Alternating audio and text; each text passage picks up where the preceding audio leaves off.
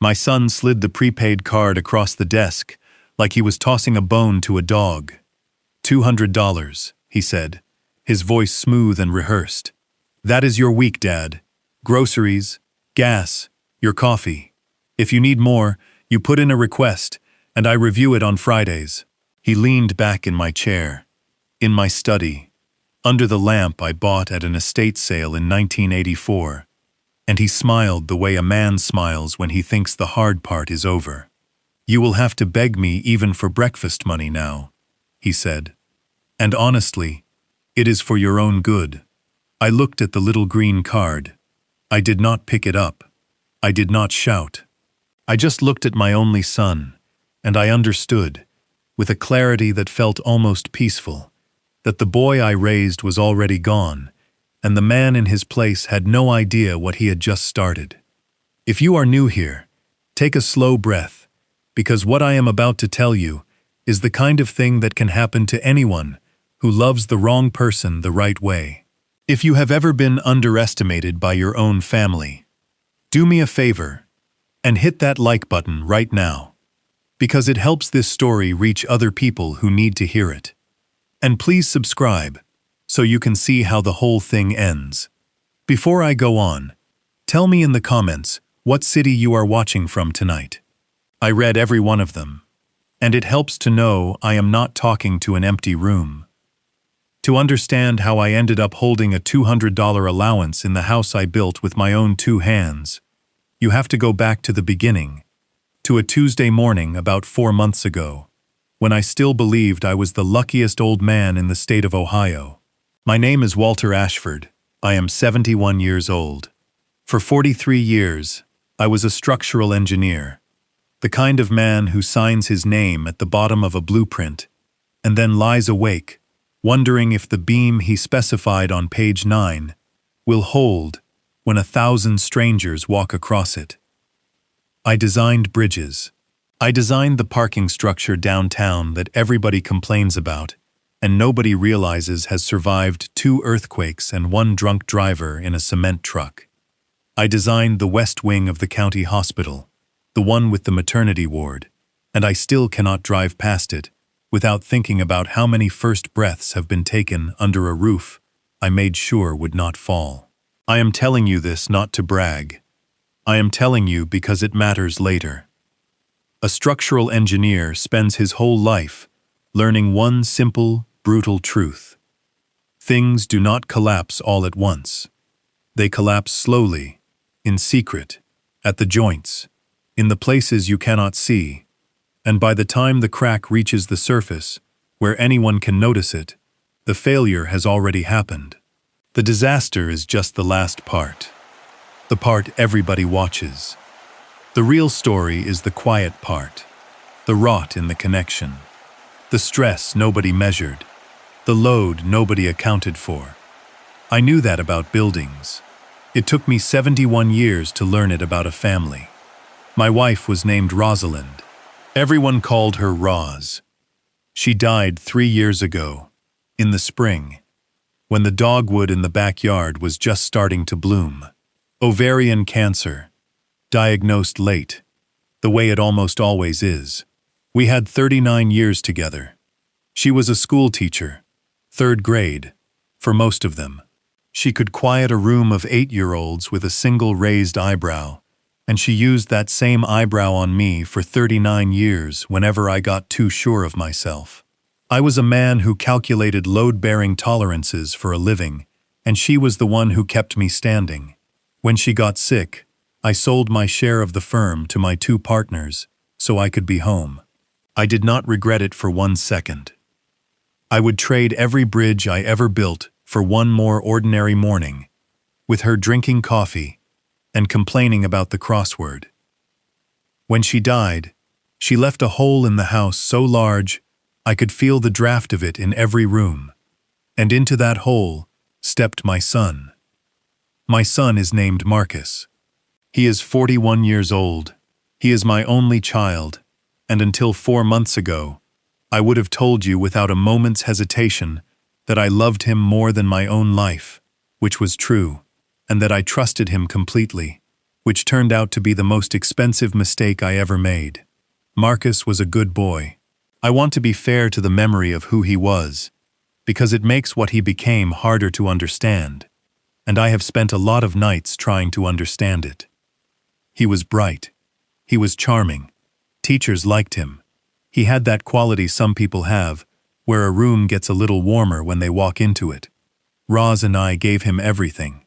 Not spoiled exactly, but comfortable. He never wanted for anything. And I have wondered since whether that was the crack, the joint where the failure started, the thing I built wrong without ever knowing it. A man who has never had to carry a load does not know what he is made of until the day the weight comes down. Marcus reached 41 without ever once being tested. And when the test finally came, in the shape of his father's grief and his father's money, he failed it so completely that I still cannot look at the blueprint of his life and find the exact place where I should have reinforced the steel. He works in finance, or he did. Wealth management, he called it, which as far as I could ever tell meant he moved other people's money around and took a slice as it went past. He always dressed well, better than me. He drove a car that cost more than my first house. He married a woman named Priscilla when he was 34, and they had no children, which Roz quietly grieved, and I quietly did not, because I never warmed to Priscilla, and I did not like the idea of her raising a child in her image. Priscilla is important to this story, so let me be honest about her, the way I have learned to be honest about everything now. She was beautiful in the way of a well-designed lobby, all polished surfaces and cold light, impressive and unwelcoming at the same time. She smiled with her mouth. She had a way of looking at our house, the house Roz and I raised Marcus in, the house I built additions onto, with my own hands over 3 decades, like she was already measuring it for new furniture. When Roz was dying, Priscilla came to visit exactly twice. Both times, she checked her phone more than she looked at the bed. I noticed. Roz noticed too.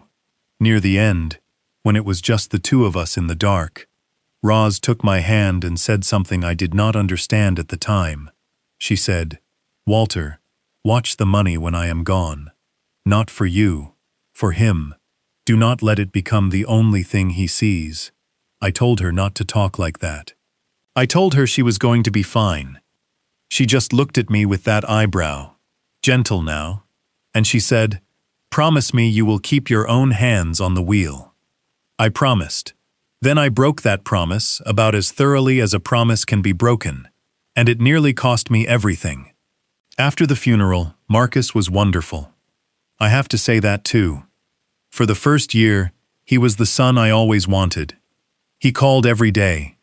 He came by on weekends. He would sit with me on the back porch, and we would not even talk, just sit, watching the light go down over the fence, and it helped. Grief is a strange country, and it was good not to travel it alone. Priscilla came less, which suited me fine. But Marcus was there, and I was grateful, and gratitude, I have learned, is the softest ground there is. It is the ground where the crack starts, because somewhere in that first year, the conversations changed. Slowly, at the joints, where I could not see it. It started with concern. That is how these things always start, with concern. Because concern is love wearing a mask, and by the time you realize the mask is all there is, the face behind it has already turned to something else. Marcus started asking, gently, whether the house was too much for me. All those stairs, Dad, all that yard. He started asking, casually, whether I was keeping up with the bills, whether I wanted him to take a look at my accounts, just to help, just to lighten the load. I was 70 years old, and I had managed the finances of a construction firm with 40 employees. But I was also lonely, and tired, and sad, and when your child offers to carry something for you, the instinct to hand it over is almost overwhelming. So I let him look, just look. What harm could it do? That was the first bolt I loosened with my own wrench. Then came the day of the fall. This part I have gone over in my mind 1,000 times, because I think it was the moment Marcus stopped seeing his father and started seeing an opportunity. It was late winter, about 18 months after Roz died. There was ice on the back steps, the ones I always meant to put a better rail on. I went out to fill the bird feeder, because Roz loved the cardinals, and I kept it filled for her even after she was gone, and my foot went out from under me, and I came down hard on my hip. I lay there in the cold for maybe 20 minutes before I could get up. Nothing was broken. A bad bruise, a scare, the kind of thing that happens to a man of 70 on an icy step. But I mentioned it to Marcus on the phone. The way you mention things to your son, not thinking. And I watched, over the following weeks, that small, ordinary fall get slowly rebuilt into something else, into a symbol, into evidence. Dad had a fall, he started saying, to Priscilla, to his cousins, to anyone. Dad is getting unsteady. We are worried about Dad living alone. And each time he said it, the fall got a little worse in the telling, and I got a little older and frailer and less capable in the eyes of everyone around me.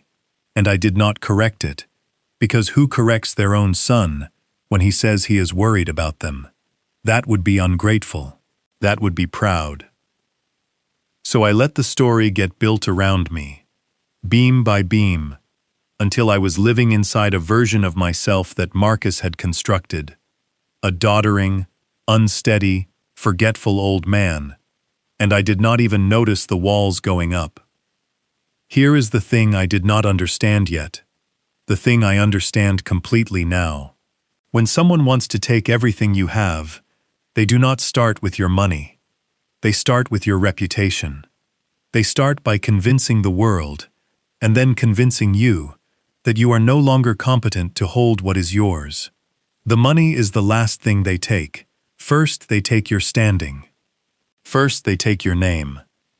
The document came about a year ago. Marcus brought it over on a Sunday, in a leather folder, with a lawyer's letterhead and a lot of pages. He had a man with him, a young attorney named Boyd, with a soft handshake and eyes that never quite landed on mine. "It is just a precaution, Dad," Marcus said. "Estate planning. Everybody your age does it. It is a durable power of attorney. It just means that if something ever happened to you, God forbid, if you had another fall, a stroke, anything, I could step in and handle things so you would not have to worry, so the bills get paid, so nothing falls through the cracks. It only activates if you are incapacitated. Otherwise, it just sits in a drawer. I want to tell you I read every page. I want to tell you I called my own lawyer, the one who handled the firm's business for 30 years, a good sharp man named Frank Delgado, who would have taken one look at that document and thrown Boyd out of the house. But I did not. I was tired. It was a Sunday. The lamp was warm, and my son was smiling and telling me this was love, this was responsibility, this was what good sons do for aging fathers. And I signed it. I signed my name at the bottom, the way I had signed my name at the bottom of 1,000 blueprints, with confidence, with the assumption that the thing I was signing had been built correctly by people who cared about me. It had not been. Boyd was not my lawyer. Boyd was Marcus's lawyer.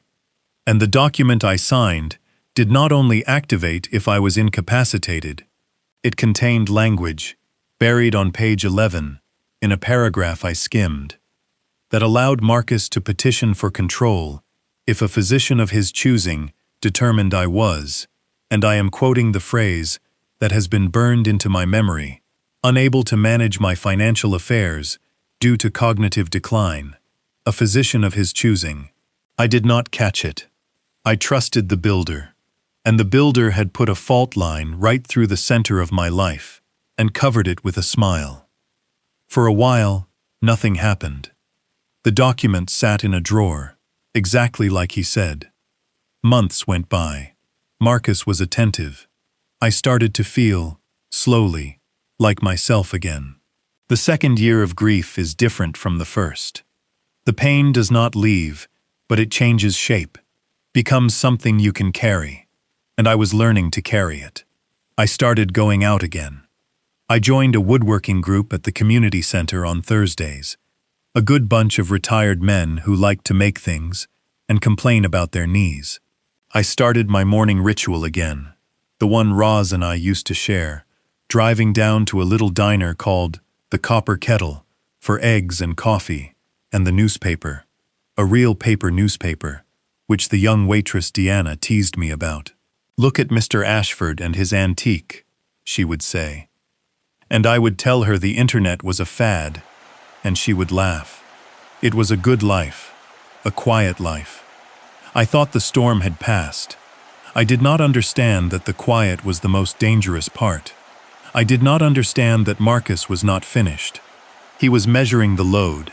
He was waiting for the moment when the weight could come down all at once.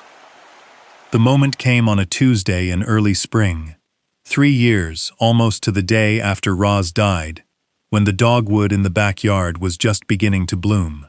That morning started like any other. I put on the gray cardigan Roz gave me, the last Christmas she was alive, the one with the leather buttons, and I drove down to the Copper Kettle. Deanna poured my coffee before I sat down. The eggs were good. The paper was full of the usual noise. I felt fine. I felt strong. I felt like a man with 40 more years of ordinary Tuesdays ahead of him, which is a foolish thing for anyone to feel, but especially a man of 71, and especially a man whose son has a document in a drawer. When I finished, I pulled out my wallet and handed Deanna my debit card, the way I had 1,000 times. She ran it. She frowned. She ran it again. "Mr. Ashford," she said, and there was pity already creeping into her voice. That particular pity that makes an old man's face go hot. "It is coming up, declined." I laughed. I told her the machine must be acting up. I gave her my credit card instead. She ran that one. She looked at me, and she did not want to say it, and she said it anyway. "This one too, Mr. Ashford. It says the account is closed." Closed. I had over $300,000 across those accounts. Money from the sale of the firm. Money Roz and I saved for 40 years. I had checked the balance myself 2 weeks before. There is a specific cold that goes through you in a moment like that, and it is not the cold of confusion. It is the cold of understanding, arriving before you are ready for it. A stranger who steals your card runs up charges. A stranger does not close the account. Closing an account requires standing. Closing an account requires a name on the paperwork the bank recognizes. And there was only one other name in the world that any bank connected to mine. I paid Deanna with the cash in my pocket. $9 for eggs and coffee. I left her the change, and I told her the machine was probably down all over town, and I walked out to my truck, and I sat there in the parking lot with my hands on the wheel, and I made myself breathe. Slow, in through the nose. The way I used to breathe on the high steel when I was young, before I learned that panic is just weight you put on yourself, load you do not have to carry. I did not drive fast. I drove home at exactly the speed limit, both hands on the wheel, keeping my own hands on the wheel, and somewhere under the fear, a very old and very cold part of my mind, the engineer, the part that had spent 43 years thinking about how things fail, woke all the way up and began, quietly, to work. The house was not empty when I got home. Marcus's car was in my driveway, and behind it, Priscilla's, and behind that, a third car I did not recognize, a black sedan with rental plates. I walked in through my own front door. I could hear them in the study, my study. The door was open, and there was Marcus, sitting in my chair, at my desk, with papers spread across the blotter Roz gave me, and Priscilla on the leather couch, with a cup of my coffee, and a third man I had never seen standing by the window in a suit. They looked up when I came in, and here is the thing I will never forget, the thing that told me everything. They were not surprised. They were not embarrassed. They had the calm, settled, faintly impatient look of people who have been waiting for you to arrive so a meeting can begin. "Dad," Marcus said. He did not get up. "Sit down. We need to talk, and I need you to stay calm and just listen." I did not sit down. I asked him what was going on. I told him my cards had been declined at the diner. I told him the accounts were showing closed, and I watched my son arrange his face into an expression of patient sorrow, the expression of a man who has rehearsed his regret, and he said, "I know, Dad. I closed them. I moved everything into a managed account. And before you get upset, I need you to understand that I did it because I love you, and because I have been watching you struggle for a long time now, and somebody had to step in before something terrible happened." I asked him what he was talking about. My voice was steady. I made it stay steady, and that steadiness, I would learn, was the most useful weapon I had, because they were braced for an explosion, and an explosion would have proved their whole story. Priscilla set down her coffee. "Walter," she said, and she used my first name the way you would use it on a difficult child. "We have all seen it. The fall. The forgetting. You left the stove on last month." She said this as pure invention, as a thing that had never happened, watching my face to see if I would take the bait and rage. "Marcus has been so worried. We got you evaluated. It is the responsible thing. Evaluated. That word." Marcus slid a piece of paper across the desk toward me. It was a letter, on medical letterhead, from a physician I had never met, a Dr. Hollis, dated 2 weeks prior, stating that following an examination, the patient Walter Ashford demonstrated signs consistent with mild to moderate cognitive impairment, and was, in the physician's opinion, unable to reliably manage complex financial affairs. 2 weeks prior. There had been no examination 2 weeks prior. I had never laid eyes on a Dr. Hollis in my life. "I did not have this examination," I said quietly. "Dad," Marcus said, with infinite gentleness, "that is exactly the problem. You do not remember it. That is what we have been trying to tell you." And there it was. The trap, fully built, and I was standing inside it. Do you see the shape of it? If I denied the exam, that proved I was forgetting. If I got angry, that proved I was unstable. If I stayed calm, well, they would find a use for that too. Every road led to the same room. They had constructed a version of me that could not win. A doddering old man whose every protest was itself a symptom. And they had gotten a doctor to notarize it, and a lawyer to weaponize it, and now here we were, in my study, with my son in my chair, taking my life apart in front of me, and calling it love. That was when Marcus reached into the drawer, my drawer, and took out the green prepaid card, and slid it across the desk, and told me it was my allowance, $200 a week. That I would have to submit a request for more. That I would have to beg him, his exact words, beg me even for breakfast money, and that it was for my own good.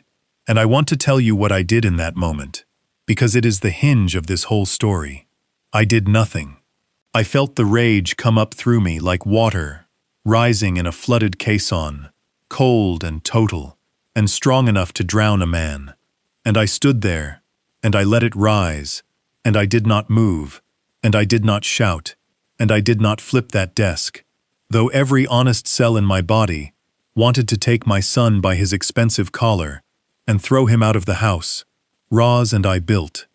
Because in the half-second before I opened my mouth, the engineer spoke, and the engineer said, very calmly, the way he used to say it on the high steel, when a young man was about to do something that would get him killed. Not yet. Look at the structure. Find the load path. They want you to fail right here, in the open, where they can see it. So do not fail here. Fail somewhere they are not looking. or better. Do not fail at all. So I looked at the green card on the desk, and I reached out, and I picked it up, and I turned it over in my old hands, and I made my face do something it did not want to do. I made it crumple. I made it soft and confused and beaten. I let my shoulders come down, and I said, in a small, unsteady voice, that cost me more than anything I have ever said in my life, "All right, son, if you think that is best." I just get so mixed up these days. The relief on their faces. I will remember it until I die. Marcus relaxed. Priscilla actually smiled. The man by the window, whom I now understood to be some second lawyer, made a note. They thought the beam had held. They thought the load had transferred cleanly. They had no idea that I had just decided, in that exact moment, standing in my own study, holding a $200 card, to become the most dangerous thing a man like me can become. Patient. I put the card in my cardigan pocket. I said I was tired. I said I thought I would lie down. Marcus told me that was a good idea. "Dad, get some rest. We will handle everything." And I shuffled out of my own study and up my own stairs. Shuffled, played the part, sold it, and I went into the guest room. Because at some point in the last months they had moved me out of the room I shared with Roz, and I sat down on the edge of the bed, and I did not lie down. I took out a pencil and the small notebook I keep in my nightstand, the graph paper kind I have used my whole career, and I turned to a clean page, and at the top, in the small block letters I use on drawings, I wrote a single word: failure analysis. And then, the way I had done for 43 years whenever a structure came apart and someone needed to know why, I began to work backward from the collapse to find every joint that had given way, and every load that had not been accounted for, and every person who had signed off on work they never should have signed. Because here is what my son forgot, sitting in my chair, feeling like the smartest man in the room. He forgot what I did for a living. He thought I designed pretty bridges. He did not understand that a structural engineer is, at bottom, a professional student of failure. My entire career was learning, in exhaustive and unforgiving detail, exactly how and why things fall down. Forensic structural analysis. I had done it dozens of times. A balcony collapses at a wedding and kills 3 people, and the insurance company and the district attorney both need to know precisely whose signature is on the calculation that was wrong. I was the man they called. I could take a pile of rubble and reconstruct the entire history of a failure. Name the flawed weld, name the overloaded column, name the engineer who cut the corner, and put it all in a report so clear and so damning that no lawyer alive could shake it. Marcus had built a structure of lies and forged documents, and a bought doctor, and a lawyer who did not answer to me. And he had built it, I could already tell, badly, greedily, fast.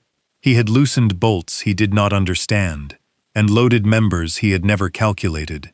And somewhere in that structure, I knew, with the bone-deep certainty of a man who has spent his life finding these things, there was a fault line.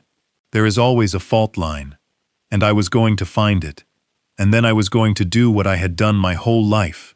I was going to show everyone, in a room full of witnesses, in a report no one could argue with, exactly where and why the whole thing came down. But not yet. Not for a while. First, I had to survive on $200 a week and let them believe I was harmless. First, I had to be, in their eyes, exactly the old lion they thought they had cornered.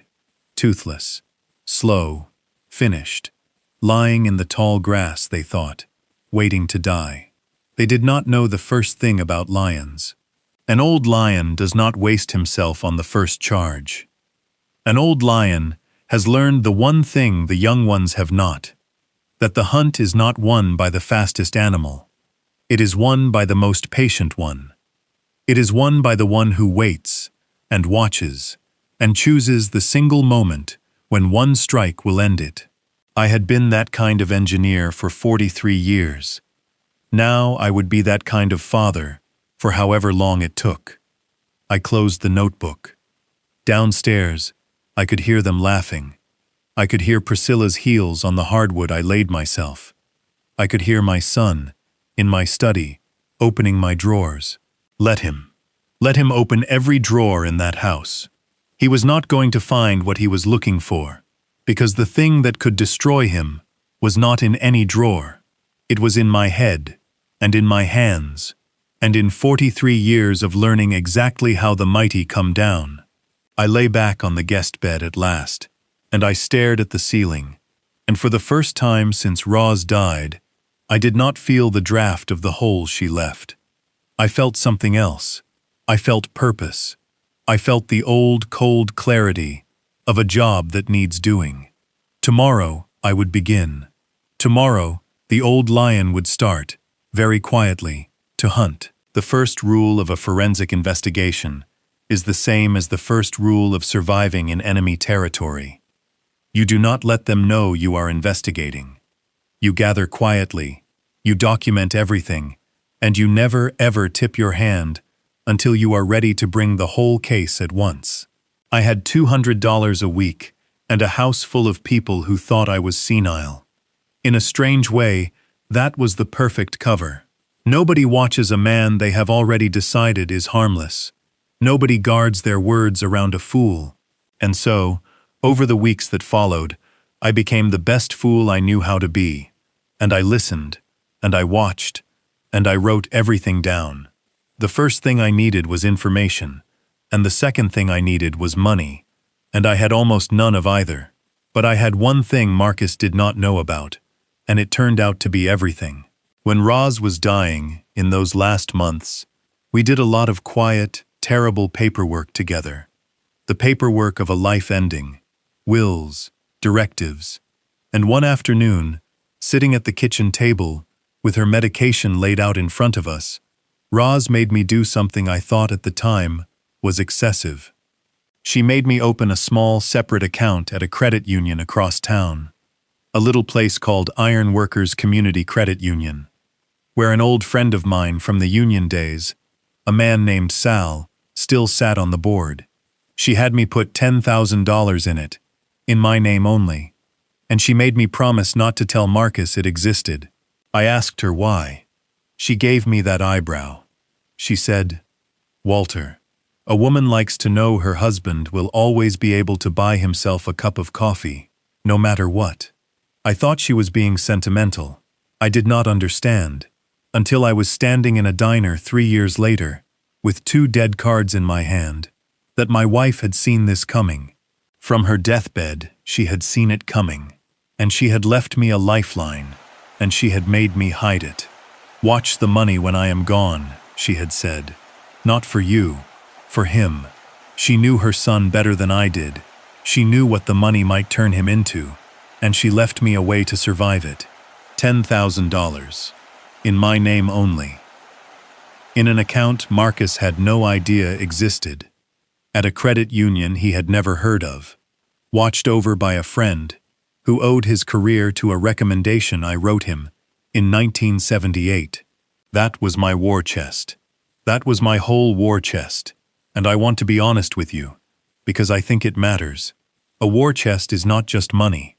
It is dignity. It is the difference between a man who can act and a man who can only endure.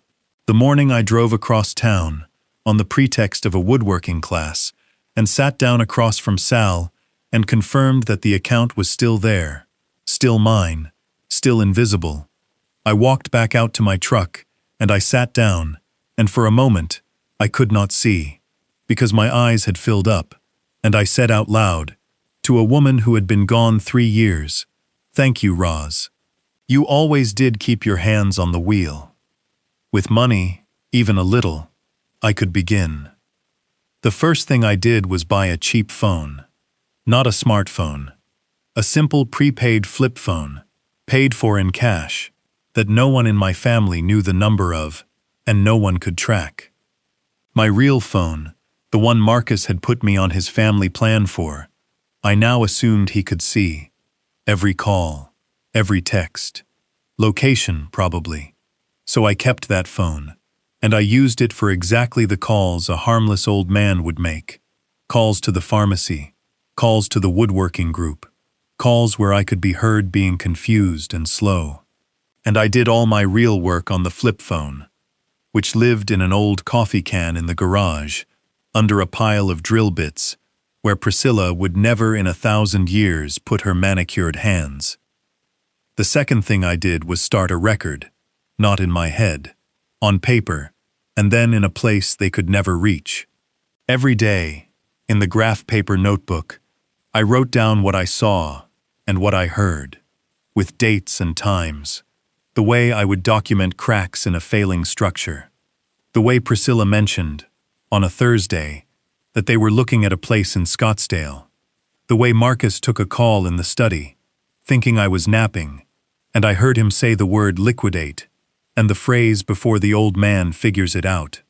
The way a stranger came to appraise the house one afternoon, a man with a clipboard who walked every room measuring, and when I asked Marcus about it, he told me, gently, "Dad, we are just getting an insurance valuation. Nothing to worry about. Go watch your program." An insurance valuation. You do not measure every room for insurance. You measure every room to sell. I wrote it all down. And then, because a notebook in a house can be found and burned, every week I drove to the public library on the far side of town, and I sat at their computers, which required only a library card and no account Marcus could see, and I created an email address he did not know about, and I photographed each page of my notebook with the flip phone and mailed the photographs to that address, building a record in a place no one could reach, time-stamped, dated, safe. 43 years of documenting failures had taught me one thing above all others. The evidence does you no good if it can be destroyed.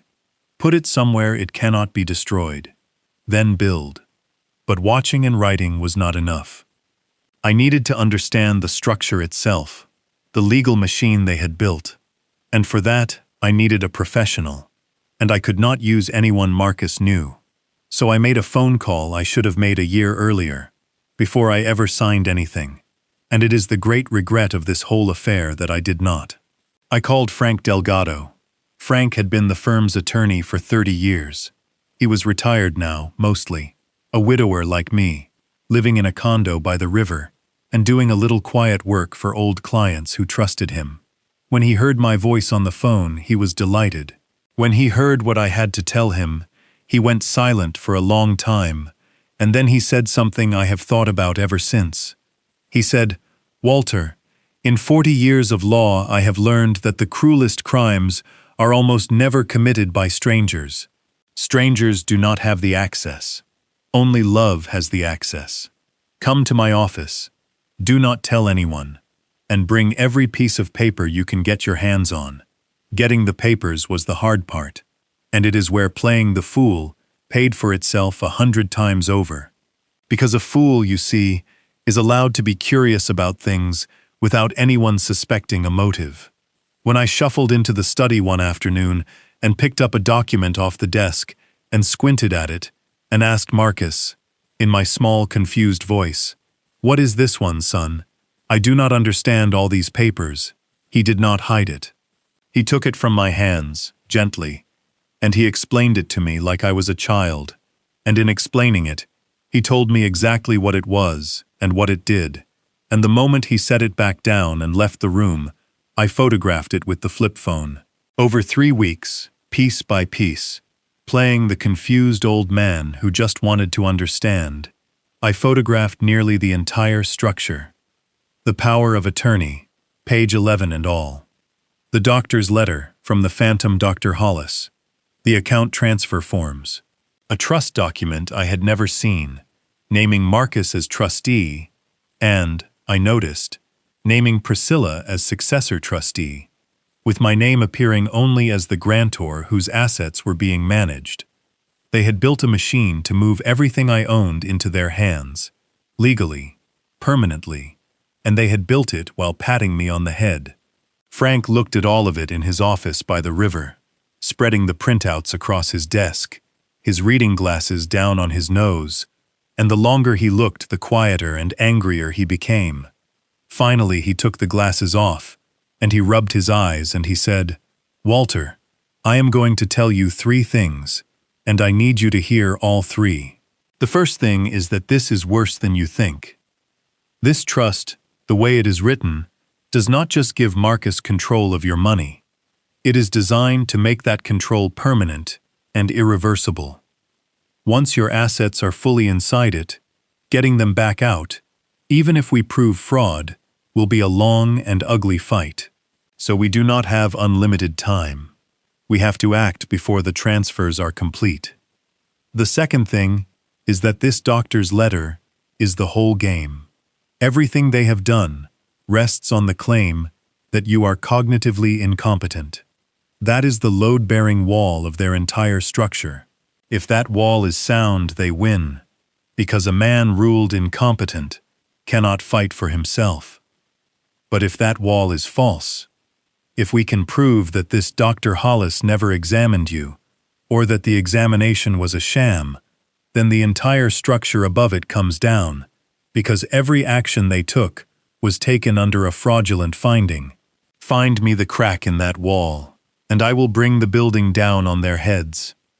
And the third thing, Frank said, and he leaned forward, is that you need to get yourself a real examination.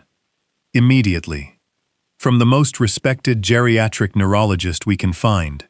A full workup, cognitive testing, the works, documented and dated. Because when this goes to a courtroom, and it will, their doctor says you are impaired, and I am going to put a specialist on the stand who examined you thoroughly and says you are sharp as a blade. And Walter, forgive me, but I need to ask, are you? Because I will not build a case on sand. I looked at Frank Delgado, my old friend, and I told him the truth.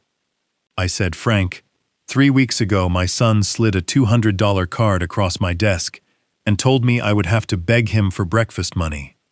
And I have spent every day since then running a forensic investigation of a legal fraud out of a coffee can in my garage, without any of them suspecting a thing. You tell me, am I impaired? Frank Delgado smiled for the first time all afternoon. He said, get the examination anyway. But no, I do not think you are impaired at all. I think your son has made the single greatest miscalculation of his life. He looked down at the papers spread across his desk, at the whole ugly machine of it, and he said, almost to himself, they had no idea who they were stealing from. I got the examination.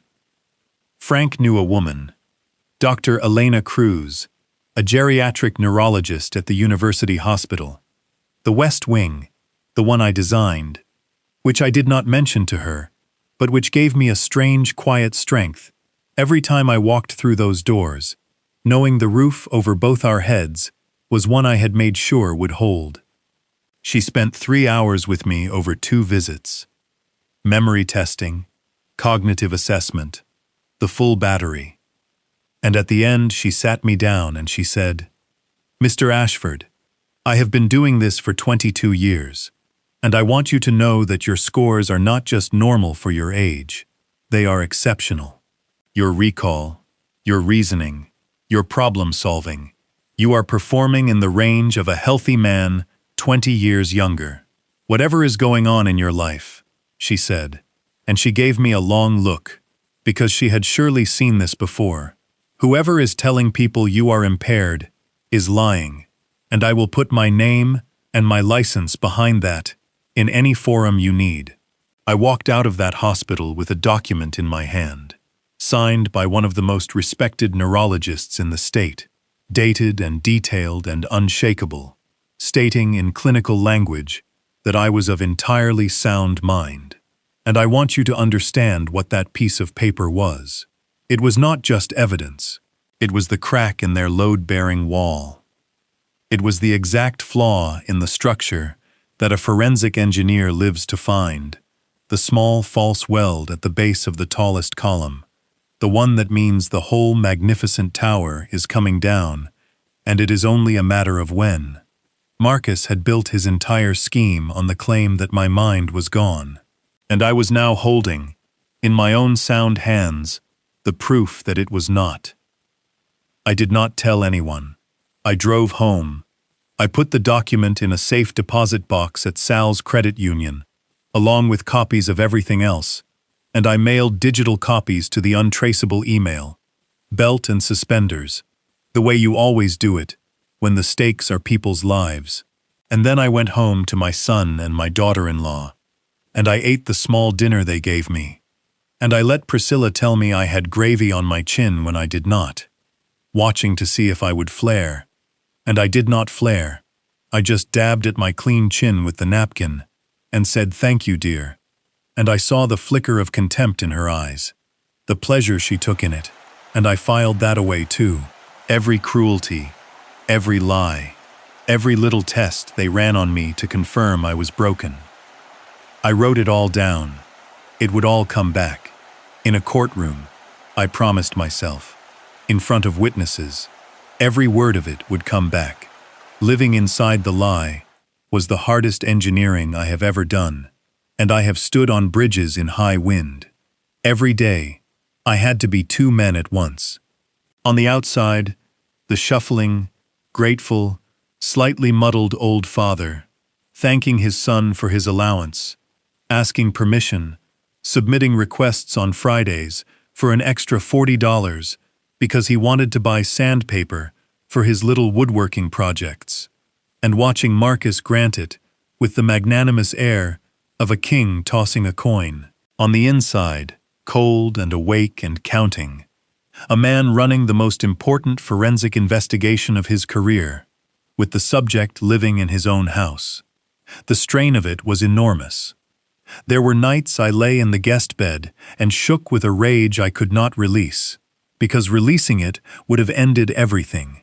I would think about Roz, and about how she trusted me to keep our life safe, and about how close I had come to losing all of it.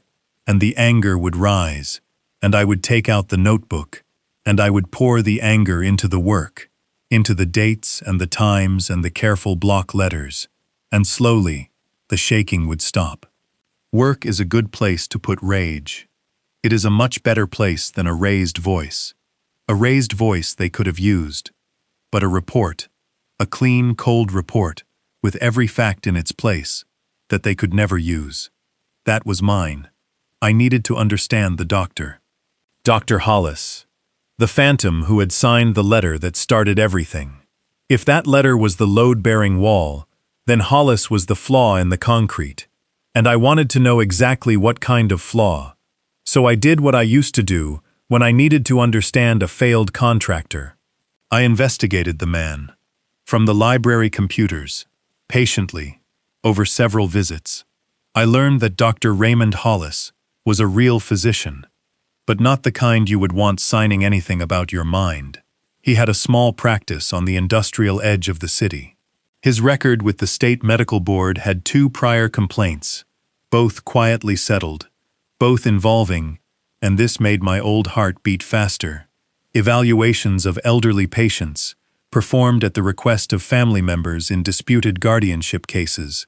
He had a pattern. He was, in plain terms, a doctor you could hire to say an old person was not competent, if you had the money and the motive. Marcus had both. And here was the beautiful part.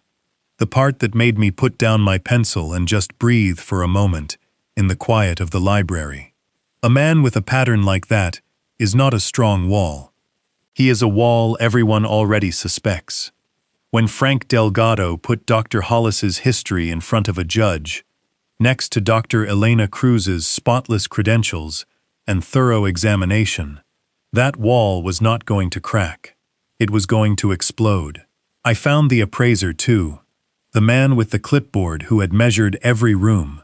It took some doing, but a harmless old man can call a lot of appraisal companies and ask, in a confused voice, whether they had recently done a valuation for his son. He was just trying to keep track of things, and eventually, one receptionist, trying to be helpful to a nice old man, confirmed that yes, they had performed a pre-listing valuation on the property, at the request of Marcus Ashford, and did I want the reference number? A pre-listing valuation. Not insurance. They were preparing to sell my house. The house I built. The house where Roz's dogwood bloomed. I wrote down the company, the date, the reference number, and I thanked the young woman, and I hung up the phone in the garage, and I stood there for a while, among the drill bits, and the smell of sawdust, and I made myself a promise about that dogwood tree that I intend to tell you about later, because it matters, and because it is the part of this story I am proudest of. Then, in the 7th week, I got the thing every investigation eventually needs, if you are patient enough to wait for it. I got them talking, out loud, to each other, with no idea I could hear. It happened by accident, or by the kind of luck that only comes to people who have put themselves in position to be lucky. It was a Sunday evening. Marcus and Priscilla thought I was at my woodworking group, which met Sunday evenings now that the community center had changed its schedule, and ordinarily I would have been. But I had forgotten my glasses, the reading glasses I needed for the fine work, and I drove back to get them, and I parked on the street instead of the driveway, out of an old habit of not blocking anyone in, and I let myself in through the side door by the pantry, the one that squeaks if you do not lift the handle, which I lifted, out of the same habit of quiet that had become my whole life. And I heard their voices coming from the study, and something in the tone of them made me stop in the dark hallway and stand very still. They were arguing about money. My money. I could not believe what I was hearing, and then I could believe it completely, because it was only the confirmation of everything I had already reconstructed. But there is a difference between reconstructing a failure from the rubble and hearing the men who caused it describe exactly how they did it. And I stood in that dark hallway, an old man in a gray cardigan, and I listened to my son and his wife lay out the entire structure of their crime, brick by brick, in their own words, and I have never in my life been so still. Priscilla was pushing him. That was the first thing I understood, and it did not surprise me. She was saying the transfers were taking too long, that the trust attorney kept finding delays, that she was tired of living in this mausoleum, her word for the house I built, waiting for an old man to be fully processed out of his own estate. And Marcus, my son, was trying to calm her. And in trying to calm her, he said the things that I will carry to my grave. He said, "It is almost done, Pris. Another few weeks, and the last of the accounts, clear into the trust, and then it does not matter what he thinks or says.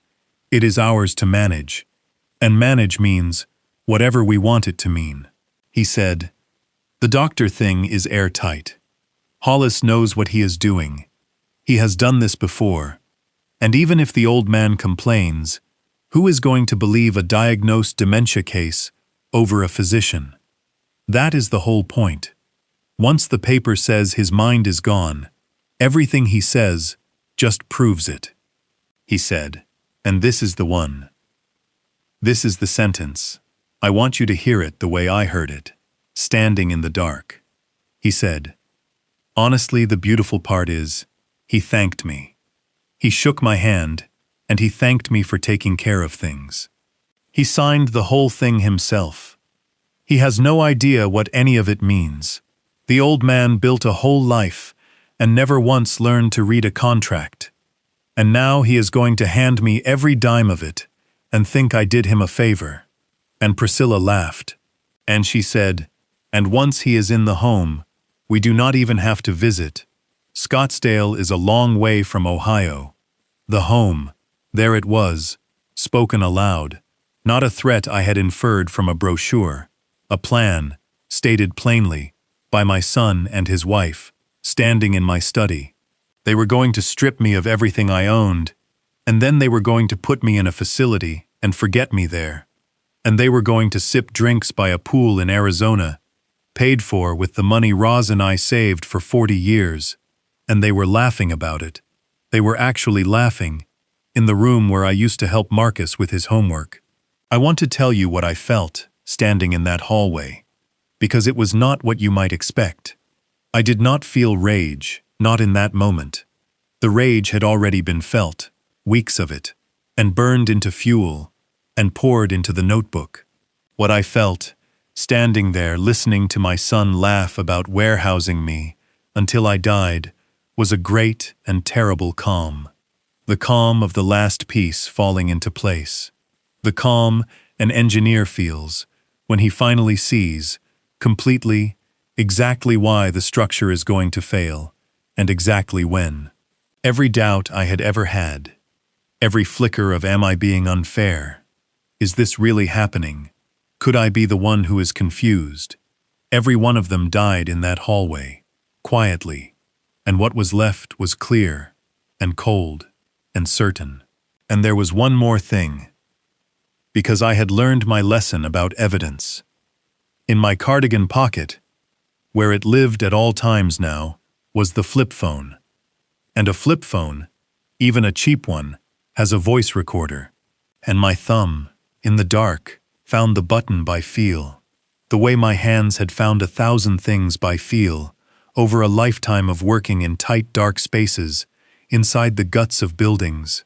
And I pressed it, and I held that phone in my pocket, and I stood in the dark hallway of my own home, and I recorded my son and his wife describing, in their own voices, with their own words, the entire fraud, the forged medical finding, the plan to move the assets beyond my reach, the intent to institutionalize me, the contempt, the laughter, all of it, minutes of it, clean. Ohio, I happen to know, because I had looked it up at the library the week before. Thinking ahead is a one-party consent state. I was a party to my own life. I did not need anyone's permission to record a conversation happening in my own house that I was present for. That recording was legal, and it was admissible, and it was, in the language of my old profession, the full and complete failure analysis, narrated by the men responsible, signed and dated by their own mouths. When they finished, when it sounded like the conversation was winding down, I lifted the squeaking handle again and slipped back out the side door and got in my truck and drove around the block, and only then, parked under a streetlight 2 streets over, did I stop the recording and save it, and mail it to the untraceable email, and sit for a long moment with my hands on the wheel, keeping my hands on the wheel, Roz, all the way to the end. Then I drove to my woodworking group, an hour late, and I told them I had forgotten my glasses, which was true, and I worked on the small thing I had been building for weeks, which I had told them was a jewelry box, and which was not a jewelry box at all, and I will tell you what it really was at the end of this story, because it is the last piece, and it is the one that would have made Roz proud. I brought the recording to Frank Delgado the next morning, and I watched a 74-year-old lawyer listen to it, with his hands folded on his desk and his eyes closed, and when it finished, he did not move for almost a full minute. Then he opened his eyes, and he said, "Walter, in 41 years of practicing law, I have rarely heard anything that clean." They convicted themselves. Do you understand that? Every element. Fraud, conspiracy, the fabricated diagnosis, the intent to convert your assets, the plan to institutionalize you against your will. It is all there, in their voices, admissible, in a one-party state. He shook his head slowly. Your son is a fool, Walter. Forgive me for saying it, but he is a fool. He is not stupid, I said. I have thought about this. He is not stupid. He is something worse. He is a man who has never been caught, and so he has never learned that he can be. He thinks the rules are for other people. He thinks his father is other people. Frank nodded at that, like it was the truest thing he had heard in a while. Then he said, "All right, we have more than enough to protect you, and to unwind this, and to see them charged. We could move today, and I want you to understand that as your lawyer, my advice is that we should. Every day those transfers get closer to complete is a day of risk. He looked at me. But I have known you a long time, and I can see there is something on your mind, so tell me what it is, before I file anything. And I told him. I said, Frank, when I was listening to them in the hallway, Priscilla said something I have not been able to stop thinking about. She said the trust attorney kept finding delays, and Marcus said something about how Hollis had done this before. And a thought occurred to me that I cannot shake. If my son found a doctor who specializes in declaring old people incompetent for money, a doctor with a pattern, then either my son is the unluckiest amateur in the world to have stumbled onto exactly the right corrupt physician on his first try, or, I said, and I watched Frank's face change as he arrived where I was arriving, or my son is not the client, or my son is part of something that already exists. Frank sat back in his chair. He was quiet for a while. Then he said, Walter, what did you do for a living? I told him. He knew, but he wanted me to say it. You found out why things fell down, he said. And you were good at it because you never assumed the failure you were looking at was the only failure. You assumed a bad weld here meant a bad welder, and a bad welder meant other bad welds, on other jobs, that nobody had found yet. That is right, I said. You do not fix the one balcony. You find the contractor, and you check every balcony he ever built. Then let me make some calls, Frank said. Because if you are right, if your son and this Dr. Hollis and this trust attorney are running a pattern, then you are not one old man being robbed by his son. You are one thread of something much larger, and pulling it might unravel the whole thing. And Walter, he said, and his old eyes had a light in them I had not seen before. If that is true, then this stops being a family matter and starts being something the county prosecutor is going to want very badly to hear about. What Frank found over the next 2 weeks changed the entire shape of the thing, and it is the reason this story does not end with a quiet family settlement, the way these things usually do, but with something much larger and much more just. Marcus and Priscilla, it turned out, were not simply robbing me. They were part of an operation. It was not a formal thing, not a named conspiracy with a headquarters, but it was a pattern, a way of doing business, connecting a small group of people who had learned they could make a great deal of money by targeting wealthy elderly people who were isolated, grieving, and trusting. There was the doctor, Hollis, who could be hired to produce a finding of cognitive impairment. There was the trust attorney, the man Boyd worked for, a lawyer named Prentice, who specialized in setting up the legal instruments that made the theft permanent and hard to reverse. And there were the family members, the adult children and nephews and second husbands, who provided the one thing the others could not: access. Love's access, as Frank had said at the very beginning, the thing only family has. Marcus, Frank learned, had met Prentice through his work in wealth management, which is a genteel word for an industry that spends a great deal of time thinking about old people's money. Prentice had, in effect, shown him the playbook, and I was not even their biggest target. Frank found, through channels I did not ask too many questions about, at least 3 other cases with the same fingerprints. An elderly widow across the county whose late husband had owned a chain of hardware stores, now under the total control of a nephew, with a Hollis letter in her file. A retired physician, ironically, in the early stages of genuine dementia, whose care had been seized by a stepson, with a Prentice trust wrapped around his estate, and a former factory owner, 90 years old, a man who had employed half a town in his day, now living in a single room, in a facility, while a Prentice trust bled his assets into accounts he would never see. 3 that Frank could find, almost certainly more. I sat in Frank's office and looked at what he had assembled, and I felt something I had not expected to feel in the middle of my own catastrophe. I felt responsible for them, for those other old people. The widow. The doctor with the failing mind. The 90-year-old in his single room. They had built their lives the way I had built mine, brick by brick, over decades.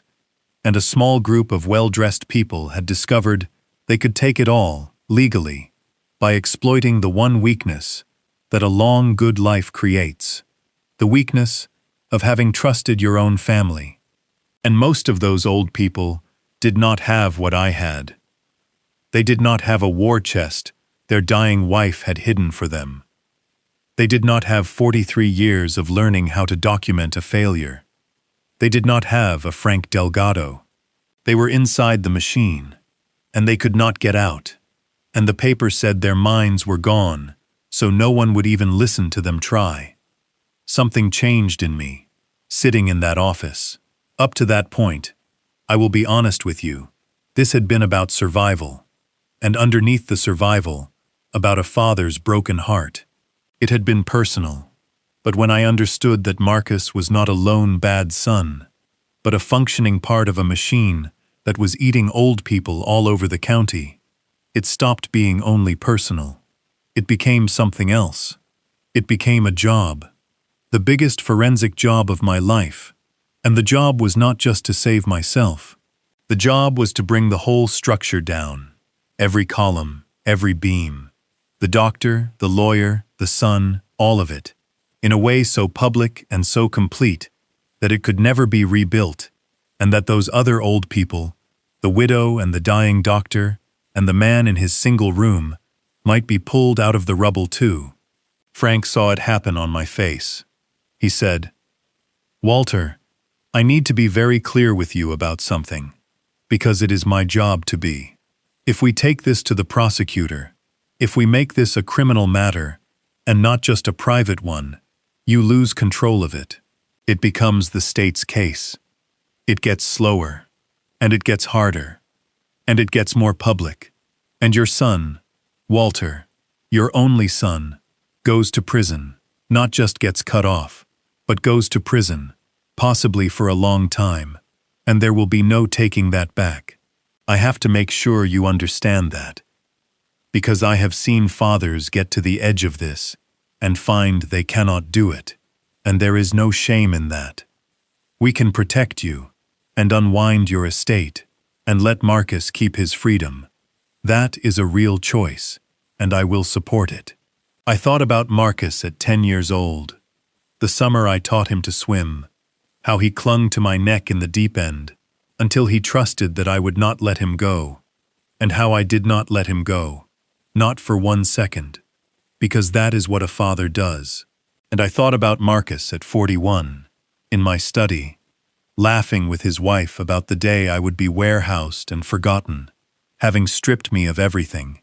And I thought about the widow and the man in the single room, other people's fathers and mothers, whom no one had come for, whom no one would come for, if I let this stay small, to spare the son who had shown me no mercy at all. I said, "Frank, my wife asked me one thing before she died. She asked me to keep my hands on the wheel. I let go of the wheel once, for one Sunday afternoon, because I was tired and sad, and my son was smiling, and it nearly cost me everything, and it is still costing those other families everything right now, tonight, while we sit here. I am not going to let go of the wheel again to make this easier on the man who did it. He made his choice in my study. He made it out loud, laughing. I am just the consequence. Take it to the prosecutor," I said. "All of it. And Frank," I said, "one more thing. When it happens, when it finally happens, I do not want it to happen quietly, in an office, with lawyers. I want it to happen where everyone can see. I spent my whole life signing my name to things and standing behind them in public. My son did his work in the dark, whispering, forging, hiding behind a doctor's letter, betting that no one would ever see. So when the building comes down, I want it to come down in the daylight, in a room full of people, with my son watching my face. He wanted me to beg him for breakfast money in private, where no one could see the old man humbled. Fine. Then the reckoning happens in public, where everyone can. Frank Delgado looked at me for a long moment, and then he stood up and he put out his hand, and I shook it, and he said, "Then that is what we will do."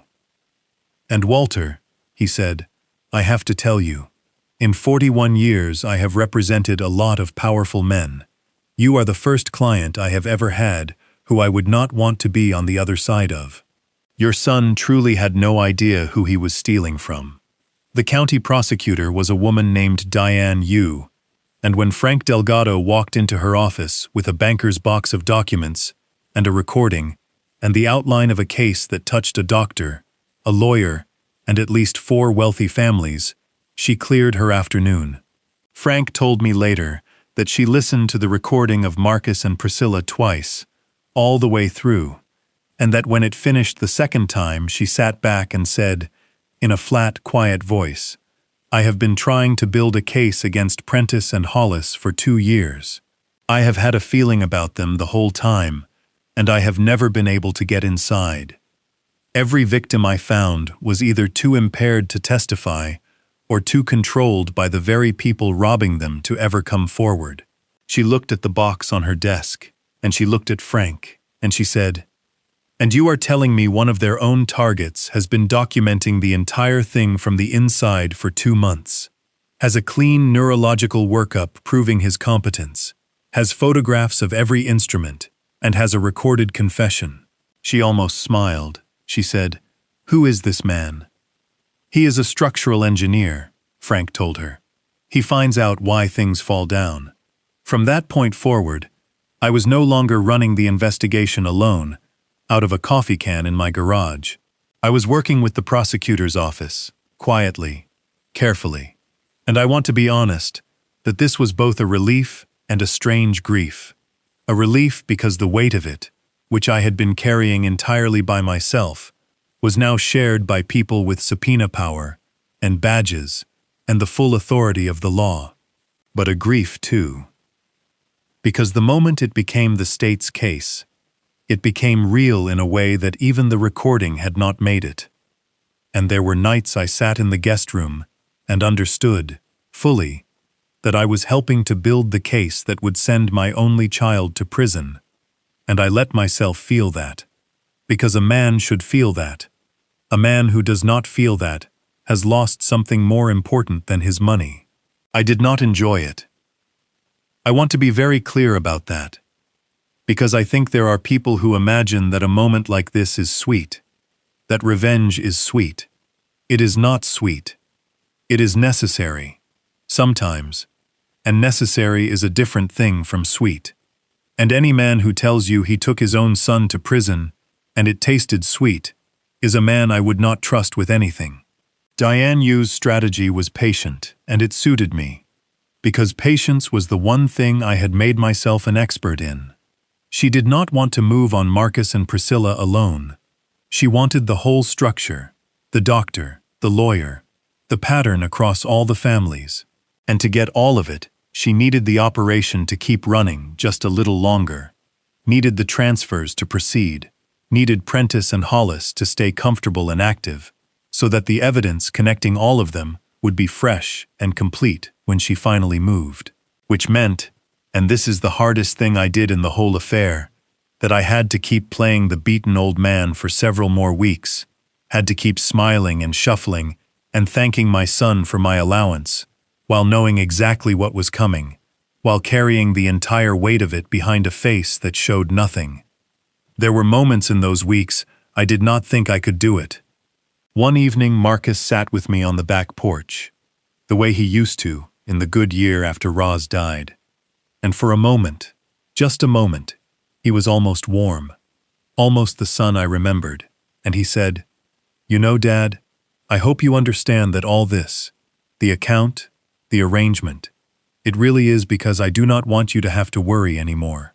And some traitor part of my heart wanted so badly to believe him that it physically hurt, and I had to remind myself, sitting there in the dark, of his own voice on the recording. Honestly, the beautiful part is, he thanked me, and once he is in the home, we do not even have to visit. I had to play his own words back in my head to keep from breaking, and I sat there and I said, "I know, son. I know you are looking out for me." And I meant it as the last kindness I would ever be able to give the boy he used to be. This letting him think, for one more evening, that his father still believed in him. Because I did love that boy. I have to tell you that even now, after everything, I loved him completely. It is possible to love someone completely and still be the one who has to stop them. In fact, I have come to believe that sometimes that is the whole of what love is, when it comes to it. Not letting go in the deep end, and not letting them drown other people either, even when the person drowning them is the child clinging to your neck. While I waited, I did two things that had nothing to do with the case, and everything to do with staying a whole man. The first was the woodworking. Every Sunday and most Thursdays, I went to the community center and I worked on the thing I was building, slowly, by hand, the way my grandfather taught me before I ever learned to calculate a load. The men in the group thought it was a jewelry box, because that is what I told them, and it was about the right size for one, a low rectangular case of black walnut with a fitted lid. But it was not a jewelry box. I was building it too carefully, too precisely, dovetailing the corners by hand cutting a small recess in the lid, sanding it to a finish you could see your face in.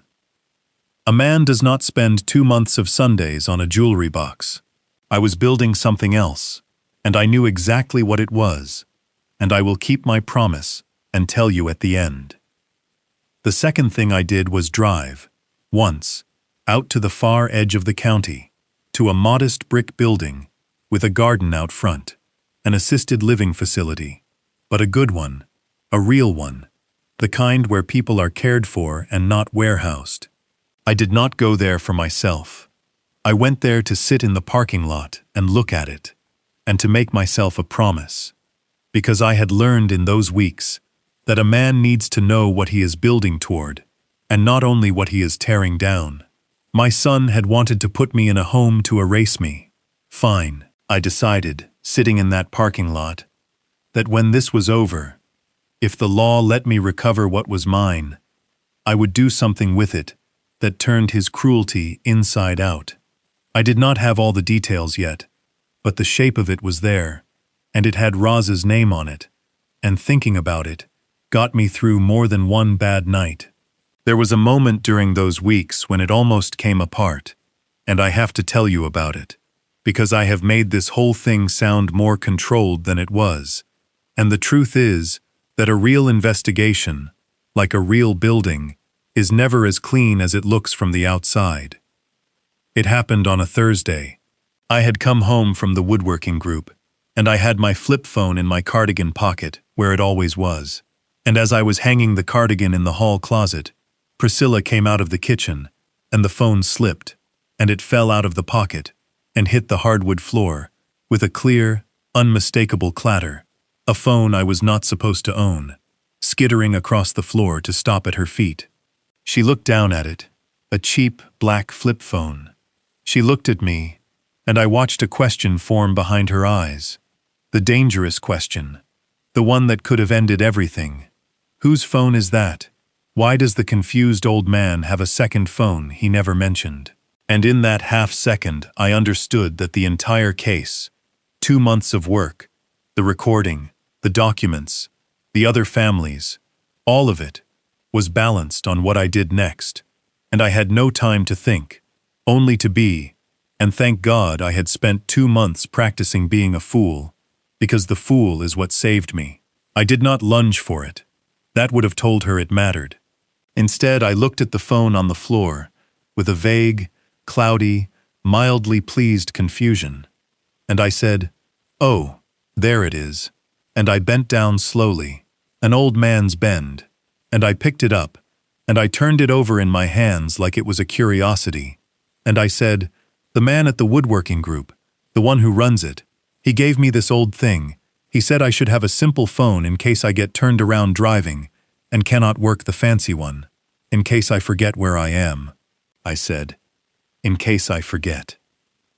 I handed her the fool's own excuse, wrapped it in the exact frailty she wanted to believe in, and I watched the dangerous question dissolve, watched contempt slide in to replace it, watched her decide that of course, the doddering old man had gotten some other doddering old man to give him a phone for grandpa's. And she almost smiled, and she said, "That is probably a good idea, Walter." And she went back into the kitchen, and I stood in the hall, with my heart going like a jackhammer, and the entire case still intact in my hand. That is the thing about playing weak. It is not only a disguise, it is a shield. Every cruelty they believed about me was one more wall between them and the truth. They had built the fool. And the fool, in the end, is who protected everything. That night, I did not put the flip phone back in the coffee can in the garage. I decided the garage was not far enough anymore. I drove, the next morning, to Sal's credit union, and I put a second copy of everything, and a note explaining the whole thing to Frank Delgado, in case anything happened to me, into the safe deposit box, and I kept only what I absolutely needed close at hand, and I moved the flip phone to a magnetic box tucked up under the wheel well of my truck, where I had hidden a spare key for 30 years, where no manicured hand would ever reach. You learn in this kind of work. You learn that the near miss is a gift if you survive it, because it shows you the weakness in your own structure before the weakness can bring you down. I had gotten careless. The dropped phone taught me to be careful again. I did not get careless a second time. The call came on a Wednesday. Diane Yu's office was ready. The transfers into the trust were nearly complete, which meant Prentice and Hollis had left their fingerprints on the final instruments, which meant the whole structure was now documented top to bottom, and it was time to bring it down.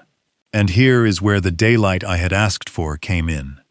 Because Frank had remembered what I said in his office, and Diane Yu, it turned out, wanted the same thing I did, for reasons of her own. There was to be a hearing. Marcus and Prentice, moving to finalize their control of my estate, had filed a petition with the probate court, a formal request for the court to affirm the guardianship arrangement and, in effect, to put the state's stamp on the theft. It was a routine hearing, the kind that usually takes 10 minutes, where a judge glances at a doctor's letter and a trust document and signs off, and an old person's life passes permanently into other hands while everyone is home in time for lunch. Marcus expected it to be a formality. He expected his impaired, compliant father to sit quietly, if he attended at all, while the machinery finished its work in a nearly empty courtroom. It was scheduled for the following Thursday, in open court, on the record, with a judge and lawyers and my son and, at Diane Yu's careful and entirely legal arrangement, several other people who would be in that courtroom for reasons my son could not possibly anticipate. Frank called me the night before. He said, "Walter, are you ready? Tomorrow you walk into that courtroom as the man they say you are, the confused, impaired old father who needs to be managed. And at the moment I signal you, you stop being that man.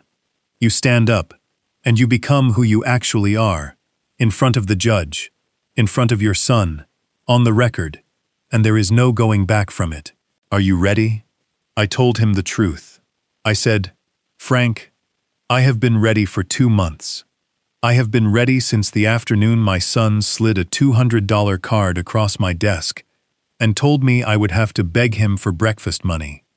He thought he was cornering an old animal that would lie down and die. He forgot the thing about old lions. He forgot that we do not waste ourselves on the first charge. We wait. We wait through everything, through the insults and the allowance, and the gravy that was never on our chin. And we choose one moment, and in that one moment, we put everything we have left into a single strike.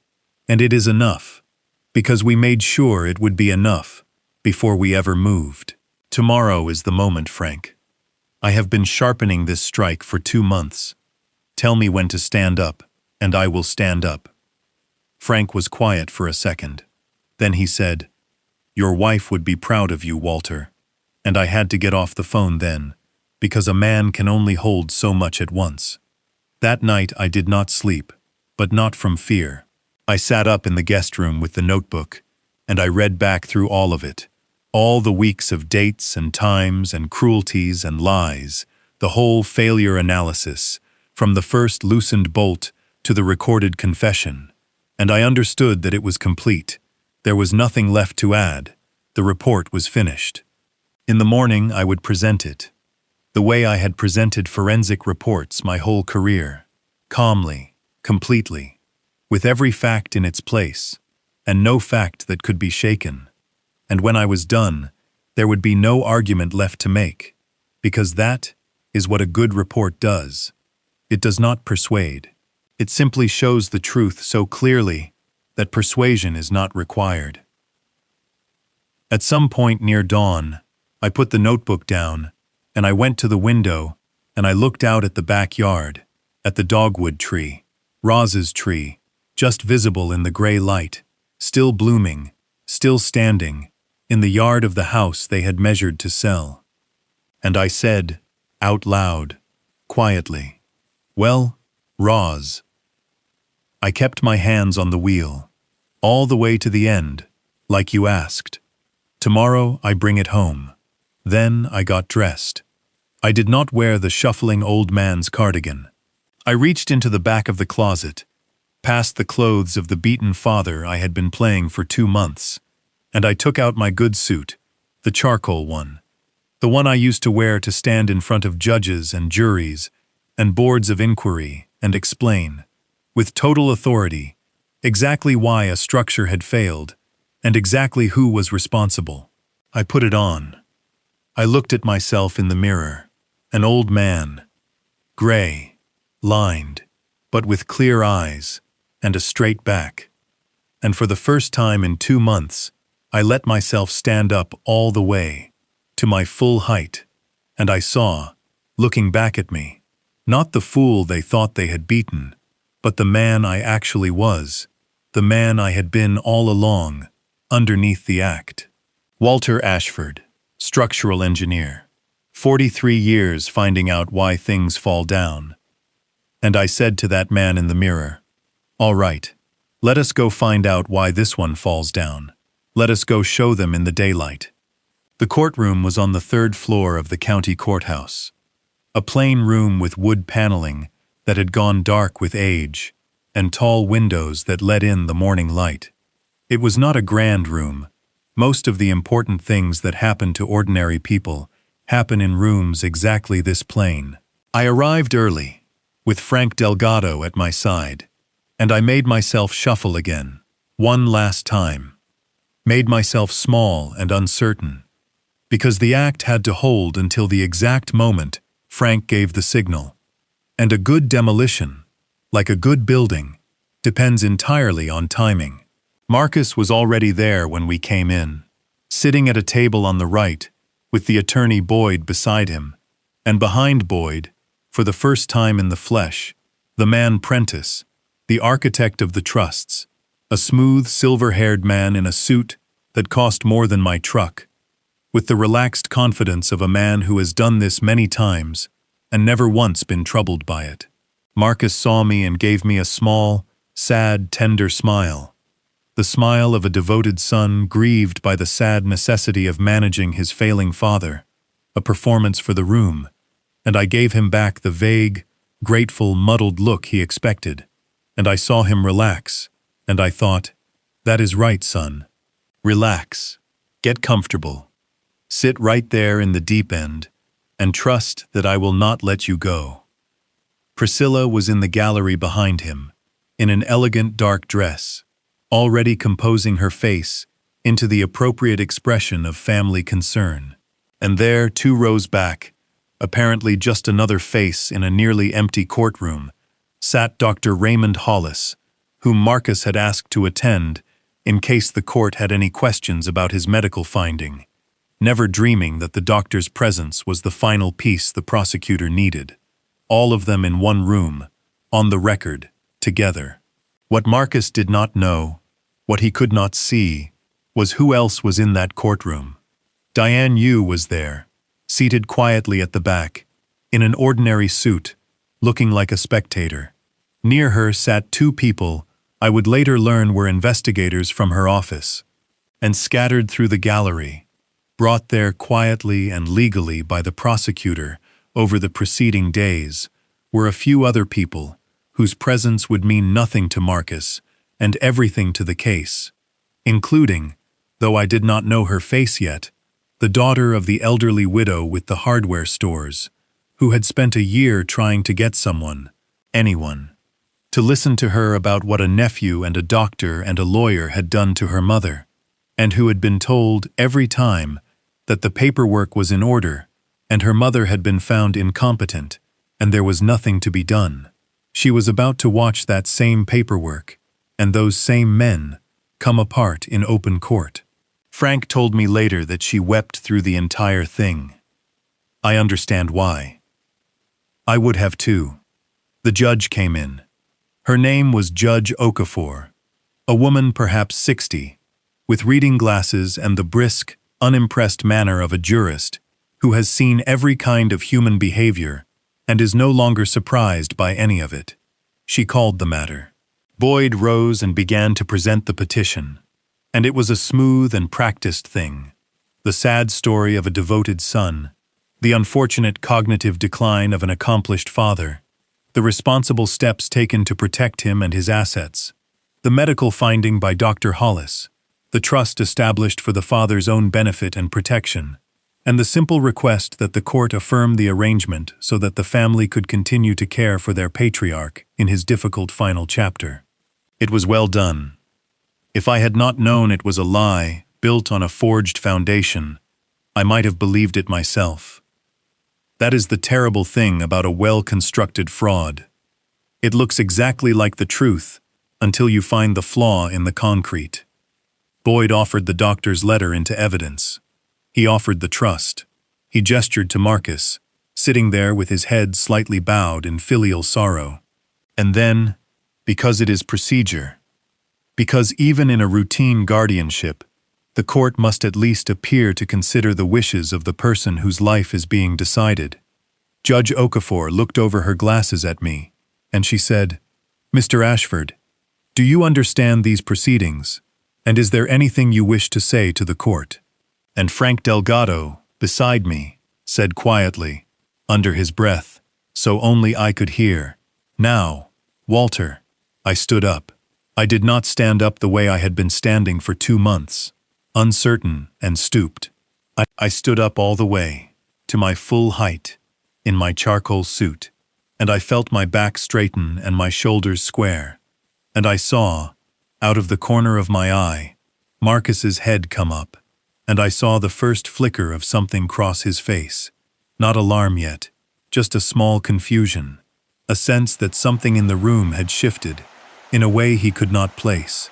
"Yes, Your Honor," I said, and my voice, when it came out, was not the small, muddled voice of the beaten father. It was the voice I had used for 43 years to explain difficult things clearly to people who needed to understand them. It filled the plain wood-paneled room. I understand these proceedings completely. And yes, there is a great deal I wish to say to the court. I saw Boyd's head turn. I saw Prentice go very still. I saw Marcus's tender, sorrowful expression begin, slowly, to come apart. "Your Honor," I said, "my name is Walter Ashford. I am 71 years old.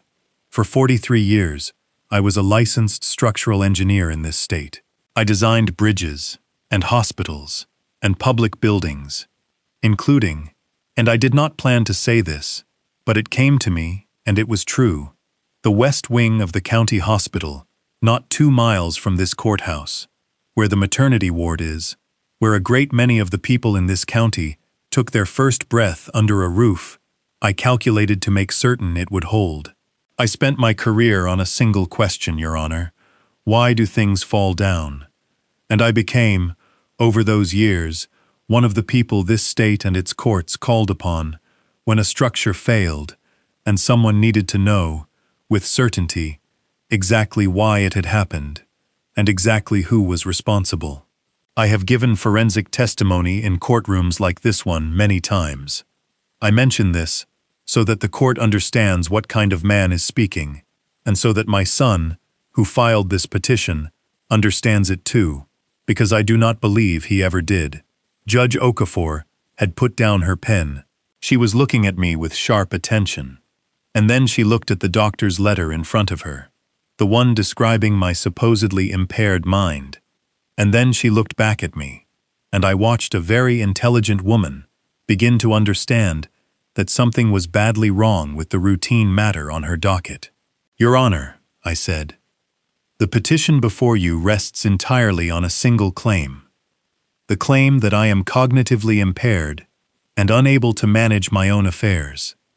That claim is the load-bearing wall of everything my son has built. Every action he has taken, closing my accounts, seizing control of my assets, establishing this trust, all of it stands on that one wall, and I am here to show the court that the wall is false, that it was built false, deliberately, from the beginning, and that when it falls, as it is about to, everything standing on it falls with it. Marcus was on his feet. Dad, he said, and his voice had an edge of panic in it now that he was trying to control. Dad, please, sit down. You are confused. This is exactly, Your Honor. This is exactly the kind of episode that, and Judge Okafor said, sharply, Mr. Ashford, the younger Mr. Ashford, you will sit down, and you will let your father speak, and if he is as impaired as your petition claims, then nothing he says can hurt you, can it? Sit down. Marcus sat down. He had no choice. And I saw, in his face, the exact moment a man realizes the ground under him is not ground at all. Frank Delgado rose then and introduced himself to the court as my attorney, my real attorney, and asked the court's permission to present certain evidence relevant to the question of my competence and to the petition itself. Judge Okafor, who by now understood that her 10-minute formality had become something else entirely, granted it. And then, calmly, the way I had presented 100 forensic reports, I brought the building down. I began with the wall itself. Frank entered into evidence the report of Dr. Elena Cruz, geriatric neurologist at the University Hospital, 22 years of practice, describing in complete clinical detail the 3 hours of examination and testing she had conducted, and her unequivocal finding that my cognitive function was not merely normal for my age, but exceptional, in the range of a healthy man 20 years younger. Frank noted, for the court, that Dr. Cruz was present and prepared to testify under oath, and that her credentials and the thoroughness of her examination were a matter of record. I watched Judge Okafor read that report, and I watched her set it down beside Dr. Hollis's thin, single-page letter, and I watched her look at Dr. Hollis in the second row of the gallery, over the top of her glasses, and the temperature in the room dropped 10 degrees. Then I addressed the wall's foundation. Because a false finding is one thing, but a false finding from a doctor with a history is another, and Frank, at my direction, and with material that Diane Yu's office had by now thoroughly corroborated, laid before the court the pattern of Dr. Raymond Hollis, the prior complaints to the State Medical Board, the other cases, the specialization, if you could call it that, in producing findings of incompetence in elderly patients, at the request of family members, in disputed guardianship matters, for compensation. I heard, behind me, a small sound from the gallery, and I would later understand it was the widow's daughter, hearing at last, in open court, from a man the court was actually listening to, the thing she had been trying to make someone believe for a year.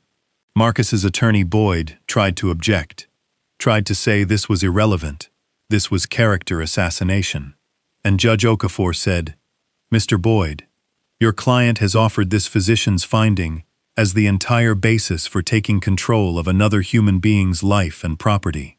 The physician's reliability is not irrelevant. It is the only thing that matters. Overruled. Sit down.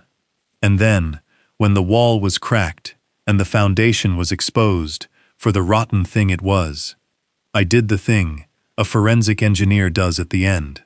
The thing that turns a strong case into an unanswerable one.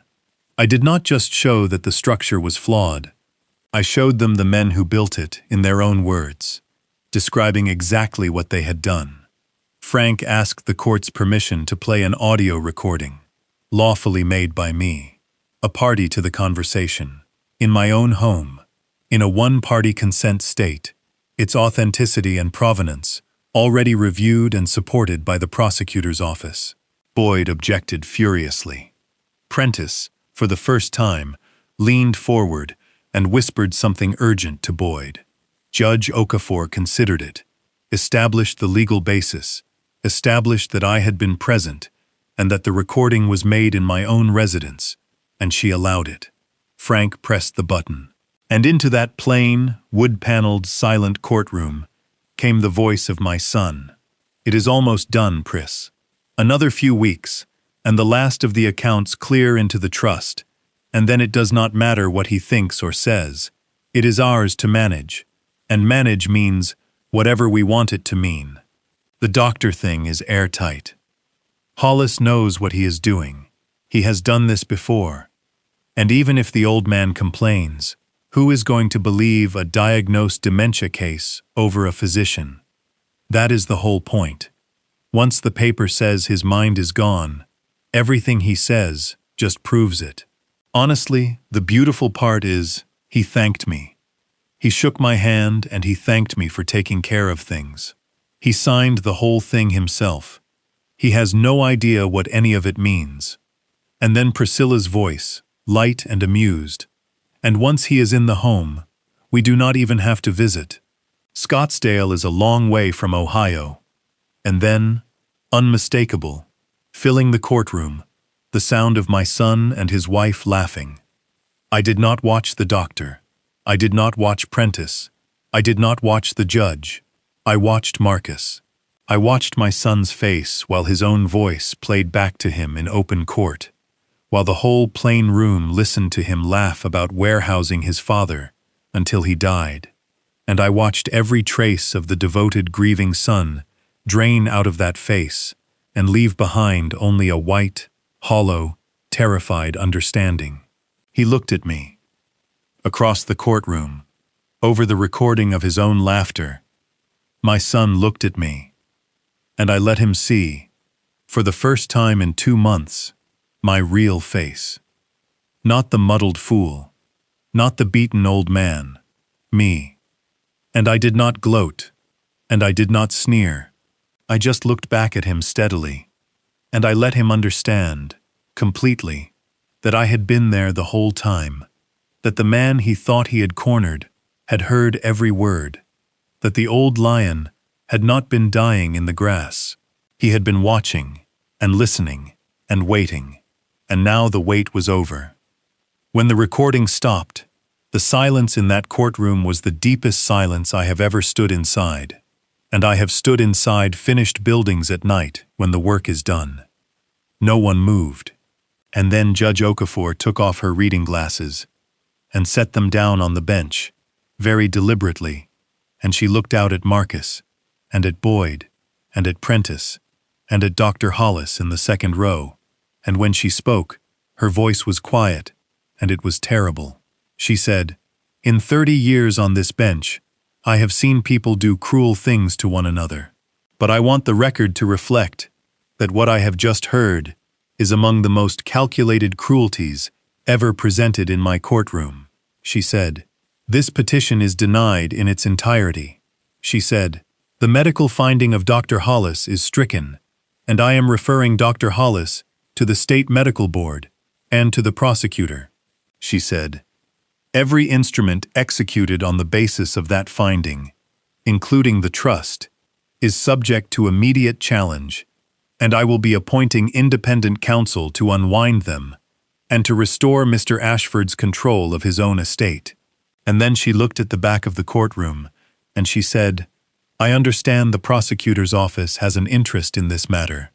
And Diane Yu stood up, in her ordinary suit, no longer a spectator, and she said, "We do, Your Honor." And she walked forward, and the two investigators with her stood up as well. And she said the words that ended my son's freedom, the way his slid card had ended my dignity, in public, on the record, in the daylight I had asked for. She said, "Marcus Ashford, you are under arrest. What happened in the next few minutes, I will remember in fragments for the rest of my life, the way you remember the moments, right after any structure comes down. In pieces, out of order, too much at once." The investigators moving forward. Marcus standing up, because they told him to. His legs not quite working. A man walking in a dream.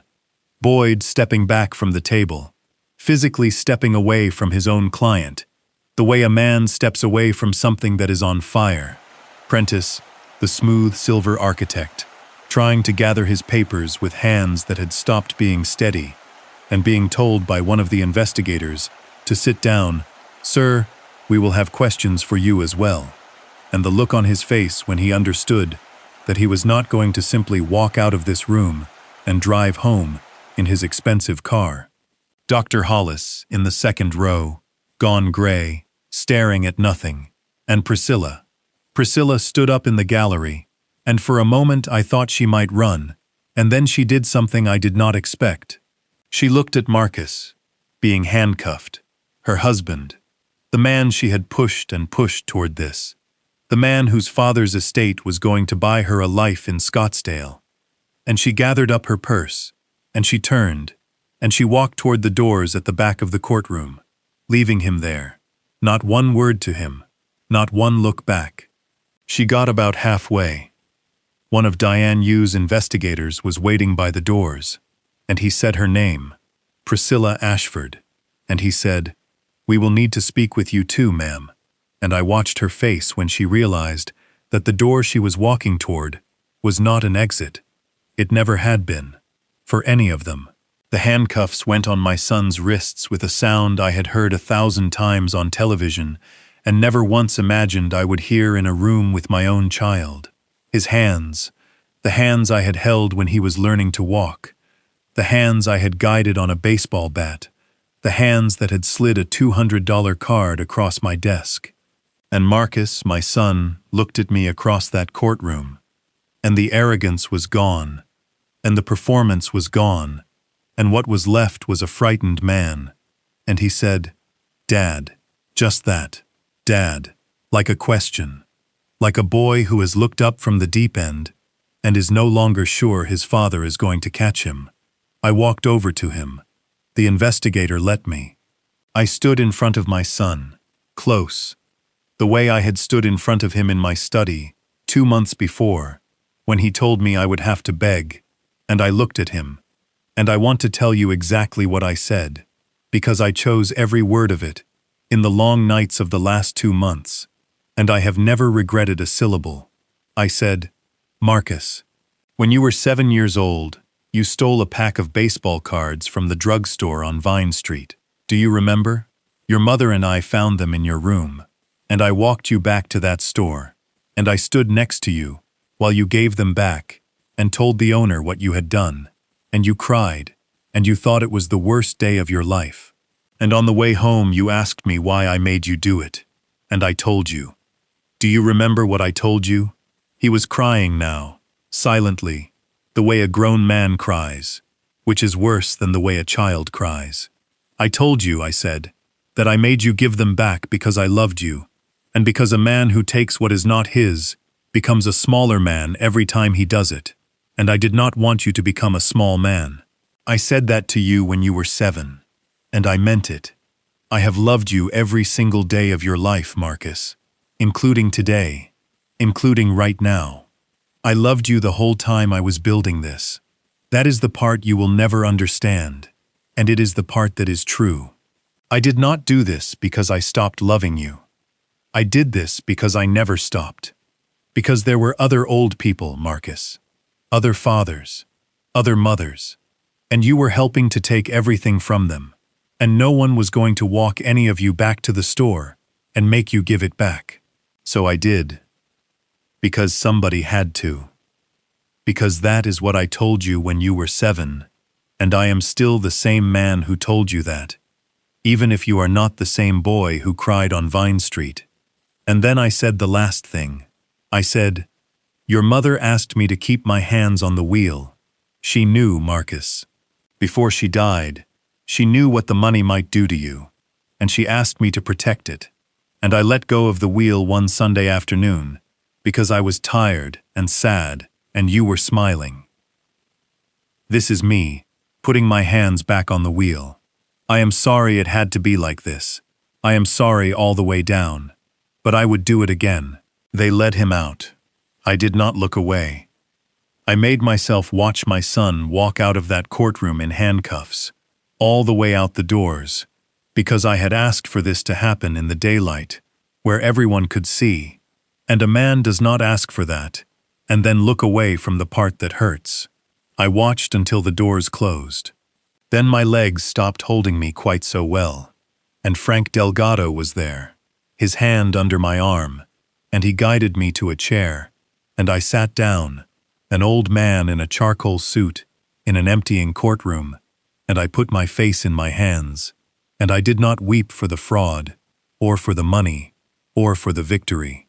I wept for a 7-year-old boy on Vine Street, who cried because he had done wrong, and had a father who loved him enough to make him give it back. That boy was real. That boy existed. And I had just watched what he grew into, be taken away in chains. And I was the one who did it. And both of those things were true at once. And that is the whole terrible weight of what love costs sometimes. And anyone who tells you different has never had to pay it. The unwinding took the better part of a year, because the law is slow, and it is supposed to be slow. And I had made my peace with slowness a long time before. But it came, in the end, piece by piece, the way a demolition is followed by a long, careful clearing of the site. And I will tell you how each part of it came down, because you have stayed with me this long, and you have earned the accounting. Dr. Raymond Hollis lost his medical license. The state board, presented with the pattern that Diane Yu's office assembled, the pattern that started with one recording made by one old man in a gray cardigan, revoked his license to practice medicine permanently. He pleaded guilty to charges connected to the fraudulent evaluations. More than one, because ours was not the only family, and he was sentenced to 4 years in state prison. The doctor who made a business of declaring that old people's minds were gone will have a great deal of time to consider the soundness of his own judgment. The attorney, Prentice, the smooth silver architect of the trusts, the man who had shown my son the playbook, fell the hardest and the furthest, because he had done it the most times, and to the most people. The investigation that grew out of my case eventually connected him to the exploitation of not 4 families but 11, spanning the better part of a decade, and he was disbarred, and he was convicted on multiple counts of fraud and conspiracy and elder exploitation, and he was sentenced to 11 years, one, a prosecutor pointed out at the sentencing, for each family whose life he had helped to steal. His trusts, all of them, across all those families, are being unwound by the court-appointed counsel that Judge Okafor's ruling set in motion. And old people all over this county, people I never met, the widow with the hardware stores, the 90-year-old former factory owner in his single room, are getting their lives back, are getting their homes back, are getting their names back. That is the part I am proudest of in this whole affair. Not what happened to the guilty, what happened to the innocent. When you bring a rotten structure down correctly, you do not just punish the men who built it, you free the people who were trapped inside. Boyd, the young attorney with the soft handshake, the one who stepped away from his own client in open court, cooperated with the prosecution in exchange for leniency, and testified, and kept his freedom, and lost his career, and will spend the rest of his life knowing exactly what he lent his signature to when he was young, and thought it did not matter. I do not know what became of him after that, and I confess, I have not spent much time wondering. Priscilla was charged. She had pushed my son toward the crime, but pushing is not a thing the law can always reach, and what the law could reach was her signature on certain instruments and her presence at certain moments, and in the end, she pleaded to a lesser charge and served 18 months and forfeited every dollar she had hoped to gain. The marriage did not survive, of course. She filed for divorce from Marcus before either of them was even sentenced, from one cell to another, and the last I heard, she had left the state entirely. Scottsdale is a long way from Ohio, she said on that recording, laughing. She never did get there. She got somewhere much smaller, and much colder, and entirely of her own making. And Marcus, my son, he pleaded guilty, in the end, on the advice of every lawyer he had, because there was no defense against his own recorded voice, and his father's flawless competence, and the mountain of documentation an old forensic engineer had built out of a coffee can in a garage. He was sentenced to 7 years in state prison for fraud, conspiracy, and the attempted exploitation of an elder, which is what the law calls what he tried to do to me. An elder, his father, 7 years. He will be 48 when he comes out. And the estate he tried to steal, every account, the house, all of it, was restored to me in full. $340,000 in recovered assets, and the deed to the home Roz and I built, back in my name, where it belongs. I have been to see him. I want you to know that, because I think it matters, and because I think there may be people listening who are carrying a betrayal like this, and wondering whether the story has to end in stone. I have been to see my son in prison. It took me almost a year to be able to do it. And the first visit we did not say very much, and the second visit we said a little more. And I do not know what the two of us are going to be to each other on the far side of these 7 years, and I am 72 now, so I do not even know if I will see the far side of them. But I go. Because he is my son. Because there was a real boy on Vine Street once. And because I decided, a long time ago, in a courtroom, watching him walk out in chains, that I would not let what he did to me turn me into a smaller man, the very thing I spent his childhood trying to keep him from becoming. He took what was not his, and it made him smaller. I will not let my own justice do the same to me. So I go, and we sit, and sometimes, for a moment, I can see the boy in the man's face, and that will have to be enough, because it is what there is. But I promised you 2 more things, and I keep my promises, so let me keep these. The first is the memorial, and it is the part of this that finally let me feel that Roz had not asked me to keep my hands on the wheel for nothing. When the estate was restored, I found myself, at 72, a man of some means, with no one to leave it to, and a great deal of reason to think about what money is actually for. And I remembered the parking lot, and the modest brick building with the garden, the good facility where people are cared for and not warehoused. And I thought about all those old people who had been trapped inside Prentice's trusts, and about how the thing that had made them targets was the very thing that should have made them safe, that they were alone, that they were grieving, that they had trusted the wrong family. And I took a large part of what had been recovered, and I established something, a fund, a real one, with real lawyers who answer to me and to a board of honest people, and its purpose is to provide free legal help to elderly people in this county who are being exploited, or who fear they are. The kind of help that most of those trapped old people never had. The kind of help I only had because my wife hid $10,000 in a credit union and made me promise not to tell. I named it the Rosalind Ashford Fund for Elder Justice. I named it for her because she saw it coming when none of the rest of us did. Because from her deathbed, dying, she thought not of herself, but of what the money might do to her son, and what it might fail to protect in her husband. And she made me build a lifeline I did not understand until I was drowning. Every old person that fund pulls out of the machine, every widow who keeps her home, every father who keeps his name, is pulled out because a third-grade schoolteacher named Rosalind loved her family clearly enough to see the danger in it, and quietly enough to prepare for it, without ever once making anyone afraid. She was the finest structural engineer I ever knew. She just worked in a material I never learned to calculate. She worked in people, and she built things in them that held long after she was gone. The fund has her name on the door, and it will have her name on the door long after I follow her, and that is the truest thing I have ever built, and I did not calculate a single beam of it. She did. From 3 years in the ground, she did.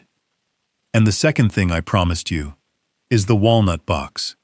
For 2 months, while I ran my quiet war, I built a small case of black walnut at the woodworking group, dovetailed by hand, sanded to a mirror, and I told the men it was a jewelry box, and it was not. When it was finished, after the trial, after the estate came home, I took it to the backyard of the house Roz and I built, to the dogwood tree, her tree, the one that was blooming the spring she died, and blooming the Tuesday my son declared war, and blooming still, in the yard they had measured to sell, and would now never touch. And under that tree, I did the last thing. I had kept the green prepaid card, the $200 card my son slid across my desk and told me I would have to beg him from.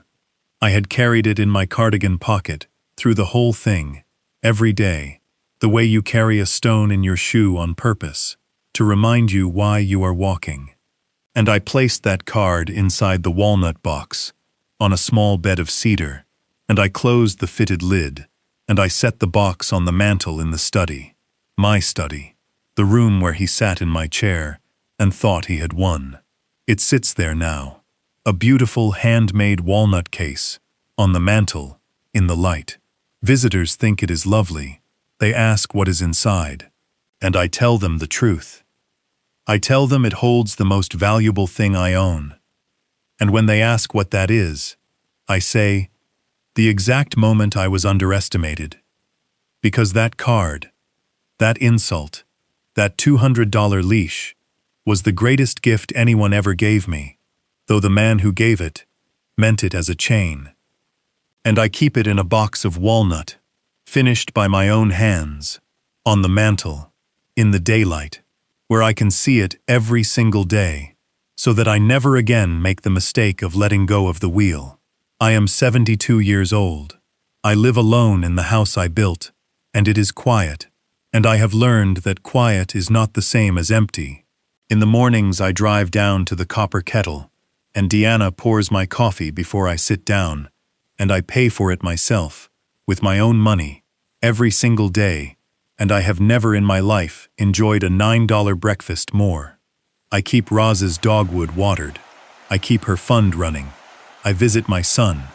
And once in a while, when the light is right, I take the walnut box down from the mantel, and I open it, and I look at that cheap green card, and I remember standing in my study, while a man I loved told me I would have to beg him for breakfast money. And I remember what I decided in that moment, and I close the box, and I put it back, and I go on with my day. They thought they had cornered an old animal too tired to fight. They forgot the one thing everyone forgets about the old lion. He is not slow because he is finished. He is slow because he has learned that the hunt is won by the patient one, that you wait through everything, through the insults and the allowance and all of it, and you choose one moment, and you make it count, and it is enough, because you made sure it would be enough before you ever moved. My son wanted me to beg him for breakfast money. Instead, I taught him the last lesson I had left to teach, the one I first tried to teach a crying boy on Vine Street, 60-odd years ago. A man who takes what is not his becomes a smaller man every time he does it, and an old lion, even a tired one, even a grieving one, even one who would give anything not to have to do it, will always, always find the strength for one last hunt, when it is finally time to protect his own. I built things my whole life: bridges, hospitals, a family. Some of them failed, but I learned why, and in the end, that turned out to be the only skill I ever really needed. Because when they finally came for everything I had, they did not understand that they were stealing from a man who had spent 43 years learning exactly how the mighty come down. If this story meant something to you, hit that like button, because it helps the channel reach other people who need to hear it. Subscribe so you do not miss the next one. And tell me in the comments, honestly, have you ever been underestimated by someone who should have known better? And what did you do when you finally decided to stand up? I read every one, and I will see you in the next story.